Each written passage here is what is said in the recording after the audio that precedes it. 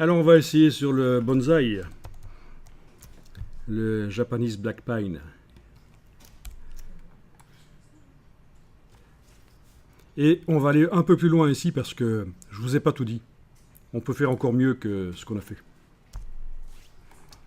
Donc nous, on s'est basé sur la luminosité pour rendre invisible le fond qui est clair dans ce cas-ci. Voilà. Alors voilà, on aurait la possibilité ici de faire la même chose que ce qu'on a fait sur le dessin de la betterave juste avant, c'est-à-dire double-cliquer sur le calque d'arrière-plan. Ben oui, on va déjà le faire. Et commencer à nouveau double-cliquer et jouer sur le curseur ici. Mais on peut faire encore mieux que ça. Parce que vous voyez qu'il est indiqué gris, ça veut dire qu'on prend en compte les trois couches de l'image, rouge, vert et bleu, quand il est inscrit gris. Mais on peut aussi ne prendre en compte que le contenu de la couche rouge, verte ou bleue pour rendre l'image transparente. C'est ce qu'on va faire ici. Vous cliquez sur annuler, vous ne faites pas d'écrêtage. Avant d'aller faire l'écrêtage, on va aller voir dans quelle couche, rouge, verte ou bleu, le sujet à traiter là se détache mieux de son fond avec du détail. Donc il faut qu'il se détache bien de son fond et qu'il conserve du détail. Donc on fait apparaître la palette des couches. Menu fenêtre couche et vous cliquez sur chacune des couches, rouge, vert, bleu, et vous essayez de repérer, tiens, dans quelle couche le sujet se détache mieux de son fond, sans que ce soit pixelisé, foireux. Dans ce cas-ci, c'est le bleu. Voilà, ça va vraiment dépendre chaque fois de la couleur du sujet. Si on a un arbre rouge, ce sera une autre couche.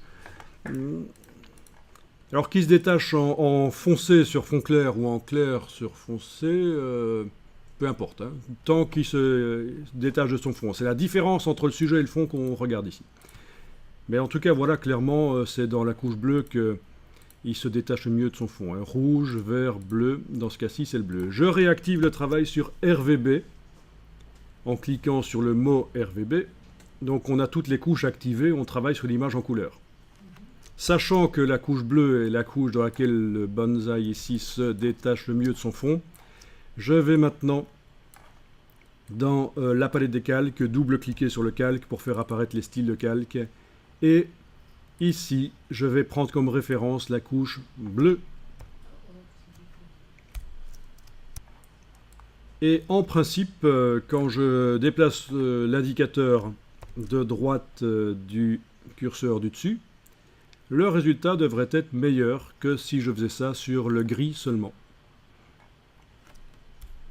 C'est-à-dire les trois couches. Pas mal ça, hein? Évidemment, s'il était sur un fond avec plein de couleurs différentes, ça devient assez compliqué de le sortir de là. Là, il était sur un fond quand même clair, et donc ça passe ça. Donc si on zoome, on voit qu'on n'a qu'un seul niveau de transparence. En séparant en deux le curseur avec la touche Alt, on arrive à créer un bord flou.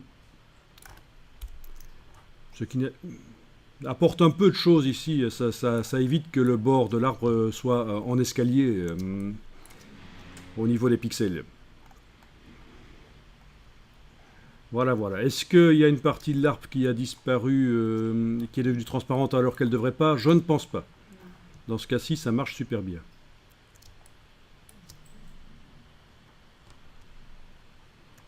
Bon, je vais enregistrer le fichier pour les archives là et on ne va pas aller plus loin ici. Vous avez vu le principe, prendre en compte une des couches plutôt que les trois couches.